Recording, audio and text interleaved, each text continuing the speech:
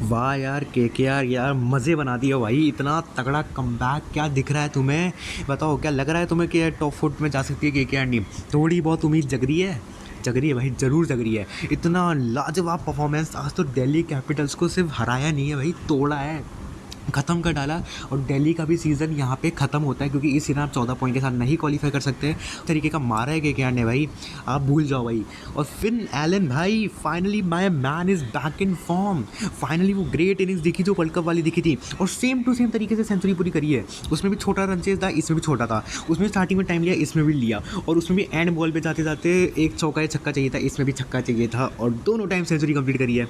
My man is back in form and KKR is back in form. KKR fans खुश हो जाओ। और DC fans, तुम्हारे लिए थोड़ा बुरा टाइम आ चुका है क्योंकि जिस तरीके की तुम टीम लेके आए थे, उस टीम के साथ हारना is not at all justified man. या तो फिर तुम्हारी टीम में अगले साल बहुत ज़्यादा चेंजेस होने वाले हैं। क्या पता अक्षर को कैप्टनसी से हटा दिया जाए, कोच को हटा दिया जाए, कुछ भी हो सकता है भाई। लेकिन डीसी के लिए काफ़ी वरिंग सीजन रहा है क्योंकि इस टाइप की टीम के साथ आप इतनी जल्दी बाहर तो नहीं हो सकते। नंबर 5 नंबर 6 फिनिश करते फिर भी मानता, लेकिन ये तो भाई बिल्कुल घटिया परफॉर्मेंस है। लेकिन केकेआर डीसी दोनों के मैच की बात करेंगे इस मैच में। मैं तो भाई काफ़ी ज़्यादा खुश हूँ और आपको इस वीडियो में एकदम तगड़ा खुश कर दूँगा। इतनी तगड़ी समरी देने वाला हूँ विद ऑल मौज एंड मस्ती। ठीक है, तो बिना किसी टाइम वेस्ट के वीडियो स्टार्ट करते हैं। तो मैच स्टार्ट होता है और सबसे पहले अपन बात करते हैं पिच की। तो पिच में ये बताया गया था कि ये काफ़ी अच्छा बैटिंग विकेट होने वाला है, लेकिन जैसे जैसे आगे बढ़ेगा पिच वैसे वैसे स्पिनर्स को मदद मिलेगा और स्लो डाउन हो जाएगा। तो जो स्पिनर्स है, जो कटर्स वाले बॉलर्स हैं, उनको अच्छा विकेट मिलेगा। और ये भी बोला गया था at the end of pitch report कि ये वो वाला पिच है जो दिल्ली रिक्वेस्ट करा था, मतलब दिल्ली का रिक्वेस्टेड पिच था ये। और दिल्ली ने जिस तरीके का परफॉर्मेंस दिया है वो माइंड ब्लोइंग था। लेकिन जो पिच रिपोर्ट था वो वैसे देखो तो काफ़ी जस्टिफाइड लगा फ्रॉम दी फर्स्ट इनिंग्स, क्योंकि स्टार्टिंग में अच्छा खेले थे निशंका एंड राहुल, लेकिन जैसे जैसे गेम आगे बढ़ा, जिस तरीके से केकेआर के स्पिनर्स ने डोमिनेट करा है डीसी के बैटर्स को, वो फिनोमिनल था यार, फिनोमिनल। और भाई साहब 142 पे रिस्ट्रिक्ट करा है। ये नारायण का बताता हूँ तुम्हें, एक क्रेजी स्टार्ट बताता हूँ नारायण का। नारायण ने फर्स्ट ओवर में जो डालवा था ना पावर प्ले में, उसमें उसने 11 रन दिए थे, 11 रन। और जो बाकी के 3 ओवर डाले नारायण ने, उसमें उसने लिटरली सिर्फ 6 रन दिए हैं, सिर्फ 6 रन और 1 विकेट निकाला है। इतना अनरियल स्टैट था, तो साफ पता लग रहा था कि पिच धीमा हुआ है। तो इससे लग रहा था कि भाई साहब या तो बहुत डेडली बॉलिंग कर दी केकेआर ने स्पिन से, या फिर सही में पिच अच्छा हो गया है। लेकिन फिर ये पिच रिपोर्ट फर्स्ट इनिंग से तो सही लग रहा था, लेकिन फिर केकेआर बोला ऐसा कुछ ही नहीं है, ढंग से खेलोगे तो सब अच्छा हो जाएगा। और देखो केकेआर अगर फर्स्ट बैटिंग आता ऑलमोस्ट 200 क्रॉस होता। और ये पिच बोल रहे हैं दिल्ली मांगा था, तो भाई दिल्ली कभी स्लो विकेट मांगता ही नहीं। या तो ये सिर्फ ऐसा था कि दिल्ली ने स्ट्रैटेजी ही अच्छी नहीं लगाई, क्योंकि और केकेआर के स्पिनर्स देखो अच्छे हैं, अगर उनको तुम थोड़ा कम टर्निंग ट्रैक, थोड़ा फ्लैट विकेट भी दोगे ना, वो तब भी आपको अच्छा परफॉर्मेंस दे करके देंगे। तो मेरे अकॉर्डिंग पिच इतना ज़्यादा स्लो नहीं हुआ। वो केकेआर के स्पिनर्स का मास्टर क्लास था कि वो पिच इतना अच्छा दिखा बॉलिंग के लिए। केकेआर टॉस पे आता है और केकेआर टॉस जीत के बॉलिंग का फैसला कर लेता है। उसके बाद प्लेइंग 11 चेंज की बात करें तो केकेआर ऑफ कोर्स जो श्योर था प्लेइंग 11 चेंज में कोई चेंज नहीं करा था उन्होंने, क्योंकि जो टूटानिस को जोड़ना क्यों है। डीसी ने नटराजन की जगह मुकेश लाए, और मुकेश भाई से भाई साहब क्या कॉन्ट्रीब्यूशन करा है, माइंड ब्लोइंग कॉन्ट्रीब्यूशन। दिखाऊँ, ये देखो आखिरी के 2 बॉल अबे लाए क्यों थे फिर, बेचारे को इज्जत लुटाने लाए थे उसको। अरे यार इस बड़ा एक एक्स्ट्रा बैटर खिला लेता है दिल्ली। ये देखो 1 2 3 5 अच्छे बॉलर्स थे आपके पास, आपने छठा मेन बॉलर खिलाया, ये मेरे को थोड़ा अटपटा लगा डिसीजन। ये आप एक बैटर भी तो खिला सकते थे फिर, लेकिन पता नहीं डीसी का यार थोड़ा चल रहा है यार अब। और उसके बाद बात करें एक और चेंज की, तो काफ़ी ज़्यादा अच्छा था कि नायर की जगह विपराज लेके आए। लेकिन विपराज ने बताया कि यार देखो दिल्ली वालों की कोई गलती नहीं है, मैं ही ऐसा खेलता हूँ कि उनको नायर को मौका देना पड़ता है। आज जो भाई ने बॉलिंग करी है 2 ओवर में 34 रन, इससे बढ़िया तो नायर था, कम से कम 13 रन 13 बॉल में मारता था, कम से कम दूसरे वाले को तो नहीं जीता था। ये उसने अच्छा खासा फील कराया। और दिल्ली अब फंस चुका है कि भाई निकाले किसको, खिलाने की दिक्कत नहीं है, निकालने की दिक्कत है, निकाले किसको। हर कोई हग रहा है, क्या 11 बंदे निकाल दिया। फिर डीसी का पावर प्ले स्कोर बनता है 55 फॉर 1 जब डीसी बैटिंग करने आता है। वो अच्छा स्टार्ट था भाई। देखो Rahul and Nissanka was looking great. वो तो भाई कार्तिक त्यागी की बात करनी है यार, जब भी रहाणे फंसता है उस बंदे को बॉल देता है, वो विकेट निकाल के देता है, चाहे पिछले मैच में अभिषेक का हो चाहे इस मैच में राहुल का हो। और एंड में जाते जाते डीसी का पावर प्ले थोड़ा ख़राब कर दिया कार्तिक ने, उस चक्कर में वैभव का ओवर भी अच्छा चला गया आखिरी वाला जो नीतीश राणा के खिलाफ आया था। तो मेरे अकॉर्डिंग कार्तिक त्यागी काफ़ी अच्छा इंपैक्ट था। और डीसी ने भले ही 55 रन बनाए एक विकेट को के, लेकिन ये 60-65 हो जाते, ये अच्छा जा रहा था पावर पे, 10-11 का रन रेट चल रहा था, लेकिन जैसे ही विकेट आया स्लो डाउन हो गया, पूरा स्लो डाउन हो गया।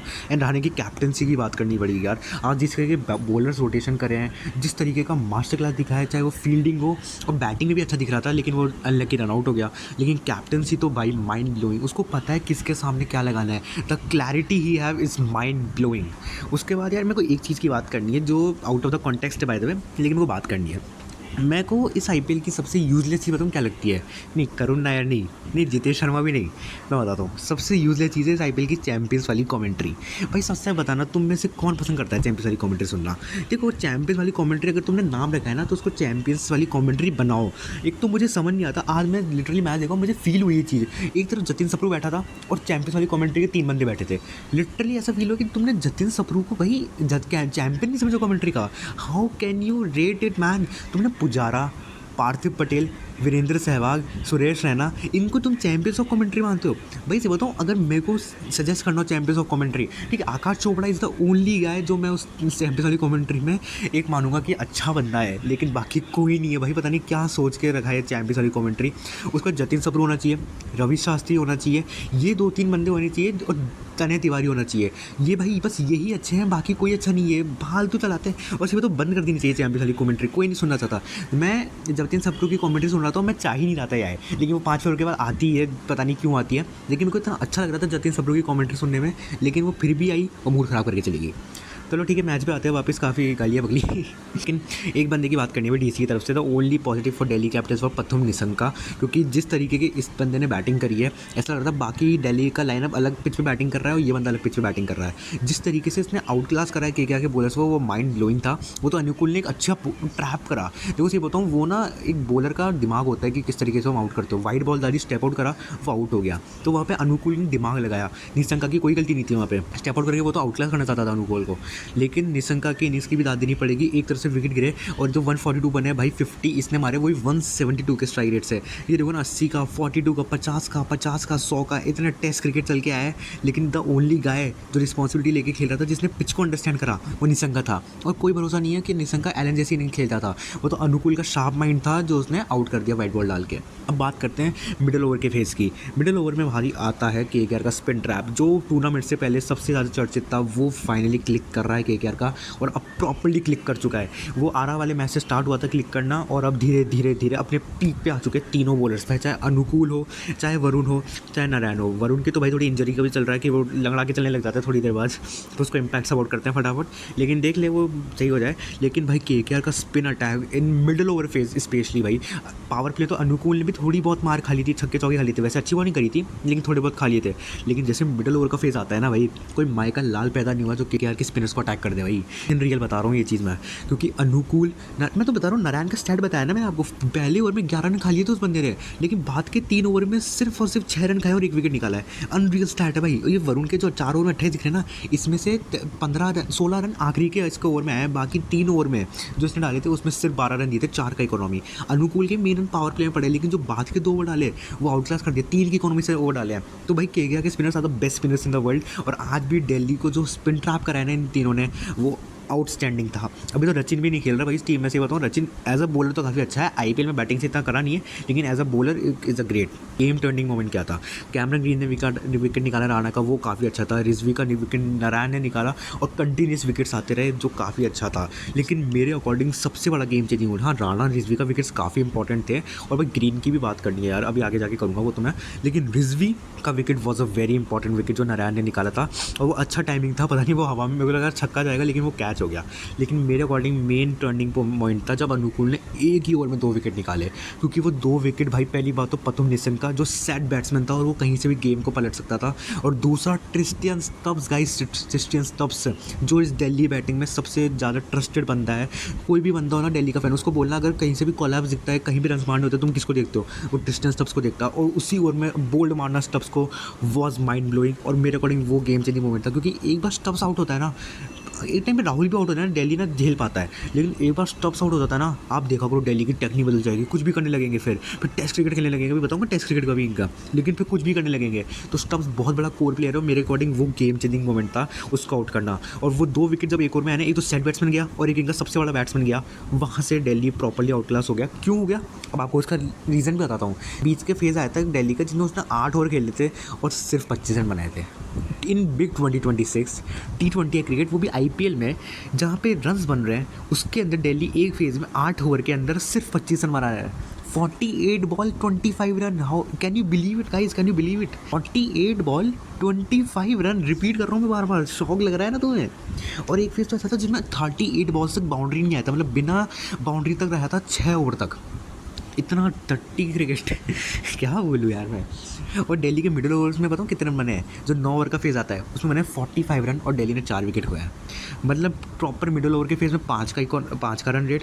8 ओवर का फेज़ जो आया था, मिडिल ओवर के फेज़ के अंदर ही 8 ओवर का जो फेज़ आया था उसके अंदर 3 का रन रेट और 6 ओवर तक लगातार बाउंड्री ना आना।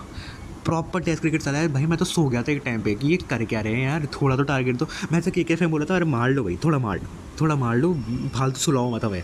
लेकिन इतना घटिया क्रिकेट खेला है। लेकिन भाई जिस तरीके का टेस्ट क्रिकेट खेला है ना, अक्षर पटेल तो भाई पूरा सोच के आया है कि देखो IPL तो अपना ख़त्म है, कैप्टनसी मुझसे हो नहीं रही, अब मेरा कुछ हो चुका है, मेरे को नहीं खेलना है IPL, मैं करूँगा टेस्ट क्रिकेट की तैयारी। हम सोचते हैं बड़ा। गौतम भाई भी आए स्टेडियम में, अपनी जगह पक्की कर लेता हूँ।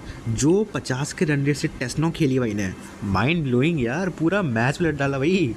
टेस्ट नॉक खेली एकदम तगड़ी वाली। और आउट भी किसको हो गया? वैभव अरोड़ा, जो इस मैच में सबसे ज़्यादा इकोनॉमी वाला बॉलर है KKR का, उससे आउट होकर चला गया। मतलब ग्रीन है लेकिन ग्रीन ने एक ही ओवर डाला था। अब देखो अक्षर ने पूरा नॉमिनेशन दे दिया है, मतलब अक्षर का टेस्ट स्क्वाड तो पक्का है अब, लेकिन DC वाला स्क्वाड क्या पता एग्जिट हो जाए। अक्षर की टेस्ट नॉक को भाई सल्यूट जाता है। और अब आप आ रहे हैं भाई, आप हमारी जो जून में सीरीज़ होने वाली टेस्ट वाली उसमें आ रहे हैं, अच्छी बात है। गौती भाई ने आपको देख लिया है आज, और आपने उनकी टीम के खिलाफ ऐसी नॉक खेली तो वो तो और खुश हो गए। तो मतलब अक्षर भाई की तो जगह पक्की है भाई। उसके बाद डेथ ओवर का फेज़ आता है DC का, उसमें DC ने फाइनली कुछ करा और आखिरी के फेज़ में बनाया 42 रन और 3 विकेट खोए। अरे 10 के रन रेट से रन बना लिए, वही बड़ी बात है। उसमें क्रेडिट जाता है आशुतोष को भी, आशुतोष भी कम नहीं है। आशुतोष बोले अरे अक्षर भाई अच्छा टेस्ट नॉक खेल रहे हो, और गौती भाई भी आए यार। देखो अपना टेस्ट बैटिंग वैसे ही फॉर्म में लिख नहीं रहा, थोड़ा मेरा भी हो जाता तो वो अक्षर भाई बोले हो जाएगा खेल वो भी मस्त टुक तगड़ा वाला एकदम। आखिरी इसने स्टार्टिंग के जो 5 रन बनाए थे ना आशुतोष ने, 16 बॉलों में बनाए थे, लेकिन उसको याद आया अक्षर आउट हो गया, फिर इसको आई गालियाँ बाहर से, अरे बोल नहीं सकता। लेकिन वो फिर उसको यार अबे यार ये क्या कर रहा हूँ मैं, उसने फिर मारा है थोड़े बहुत शॉट कि यार टेस्ट टीम में तो होने नहीं वाला, क्योंकि उसको पता लग गया था यार टेस्ट टीम में मैं आऊँगा किसकी जगह, क्योंकि नाम तो सारे ही बड़े हैं और मैं तो फिनिशर हूँ।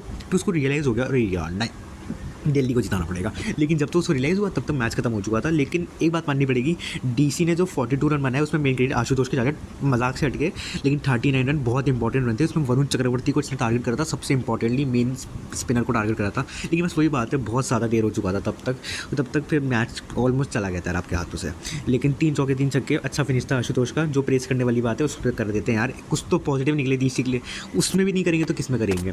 बाकी इधर से मैंने बॉलिंग की सबकी बात कर ली, सबने अच्छी बॉलिंग करी है। And by the way Kartik Tyagi की बात कर लेते हैं यार, Indian talent, great talent, purple cap की लिस्ट में आ चुका है कार्तिक त्यागी। गायब हो चुका था भाई बंदा, गायब हो चुका था। KKR ने ट्रस्ट करा, अच्छा बॉलर निकल के आया और पर्पल कैप में 6ठे नंबर पे KKR के लिए भी हाईएस्ट विकेट टेकर है, बहुत अच्छा बॉलिंग है। और मैं इसको देख के काफ़ी ज़्यादा खुश हुआ हूँ कि ये एक यंग टैलेंट और KKR ने प्रोड्यूस करा है, इसको देख के और ज़्यादा खुश हूँ। बहुत बढ़िया कार्तिक त्यागी, बस ऐसे ही करता रहे और अपनी पेस जो वेरी करता है ना बस वो करता रहे। 150 टच करता है भाई बंदा, इंडिया में नहीं मिलते। इंडिया में उमरान भी आया, अभी आकिब नबी भी आया, मयंक यादव भी आया, सब 150 टच करते हैं लेकिन सब पिट रहे हैं। ये बंदा है जो 150 टच करता है लेकिन 6.5 का इकोनॉमी और KKR के लिए highest wicket taker, purple cap में भी 6ठे नंबर पर आता है।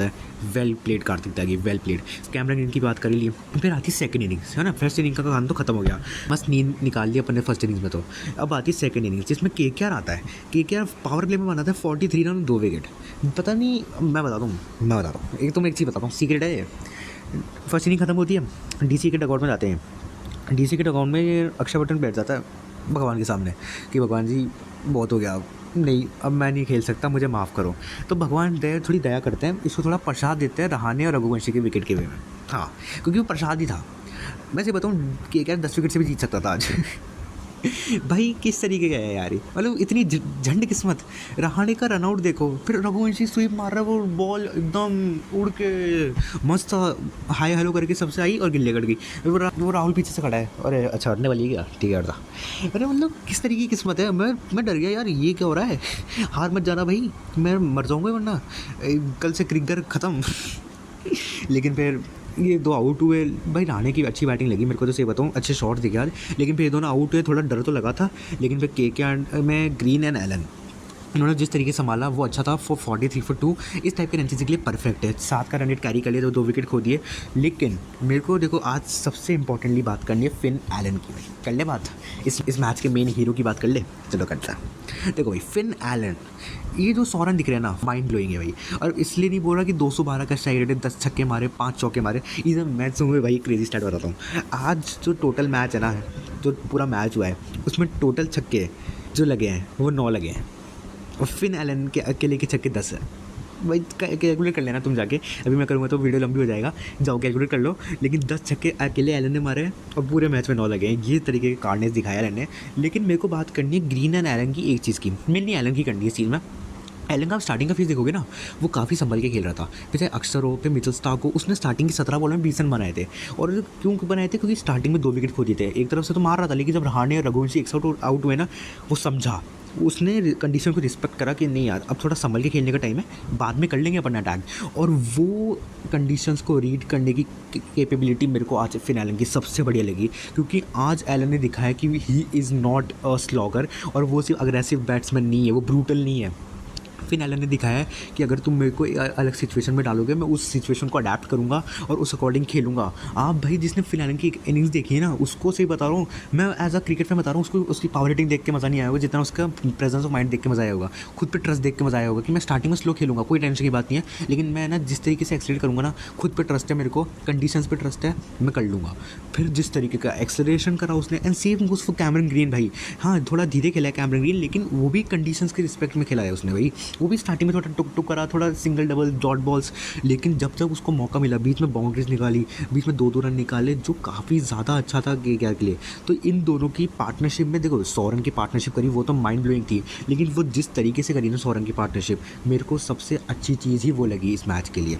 और I like those guys who adapt the situation, who respect the situation, जो कंडीशन को रिस्पेक्ट करे। और इन्होंने दिखाया ना भाई, पिच मुश्किल नहीं था, तुम्हारे खेलने का तरीका गंदा था। 147 रन 14 ओवर में 200 प्लस जाता कि क्या पहले बैटिंग करता, ये तरीके कंडीशन था। लेकिन वो खेलने की तरीका है, वो खेलने का तरीका है वो, कि तुम कैसे खेलते हो, वो फिन एलन कैमरन ग्रीन ने दिखाया है। और फिन एलन की जो इनिंग्स थी ना भाई, माइंड ब्लोइंग, मतलब स्टेबल इनिंग्स भाई, स्टेबल इनिंग्स। स्टार्टिंग के फेज़ में थोड़ा आराम से, लेकिन फिर जब अपनी पे आया तो फिर किसी को आने नहीं दिया भाई आसपास भी। विप्लस निगम को तो 3 बॉल पे 3 छक्के मारे भाई। मैं बता रहा हूँ ना, पूरे मैच में जितने छक्के लगे हैं उससे ज़्यादा अकेले फिन एलन ने मारे।